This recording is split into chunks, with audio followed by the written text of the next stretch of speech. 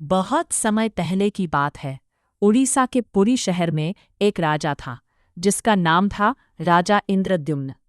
राजा भगवान विष्णु के बहुत बड़े भक्त थे। एक दिन राजा ने सपना देखा कि भगवान ने कहा, पुरी में मेरा एक खास रूप है, मुझे वहां स्थापित करो। राजा बहुत खुश हो गए और तुरंत पुरी पहुंच गए। वहां समुद्र के किनारे एक पवित्र जगह थी। राजा ने वहीं पर भव्य मंदिर बनवाने का फैसला किया।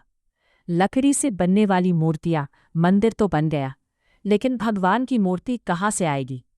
तभी एक दिन समुद्र किनारे एक अद्भुत लकड़ी का लट्ठा बहकर आया। वह लकड़ी बहुत चमकदार और पवित्र लग रही थी।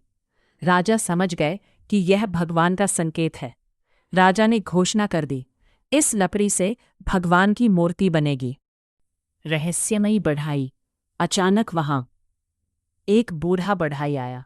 उसने कहा, मैं भगवान जगन्नाथ, बलभद्र और सुभद्रा की मूर्तियां बना सकता हूं, लेकिन एक शर्त है। राजा बोले, कौन सी शर्त?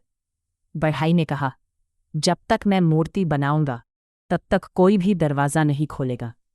अगर किसी ने दरवाज़ा खोला तो मैं काम अधूरा छोड़कर चला जाऊंगा।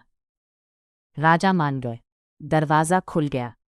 मूर्ति बनाने का काम शुरू हो गया। अंदर से ठक ठक की आवाज़ आती रहती थी। दिन बीतते गए। 5 दिन, 10 दिन, 15 दिन, लेकिन फिर अचानक आवाज़ आनी बंद हो गई। रानी को चिंता हुई। उन्होंने राजा से कहा, महाराज, अंदर कुछ गड़बड़ तो नहीं? राजा भी परेशान हो गए और उन्होंने दरवाज़ा खोल दिया।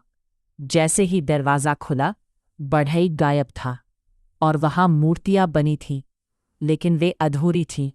उनके हाथ पैर पूरे नहीं बने थे। राजा दुखी हो गए और बोले, अब क्या होगा? भगवान का संदेश तभी आकाशवाणी हुई। राजा इंद्रद्युम्न, चिंता मत करो, ये मेरा ही रूप है। मैं इसी रूप में अपने भक्तों को दर्शन दूंगा। राजा की आंखों में खुशी के आंसू आ गए। रथ यात्रा की शुरुआत।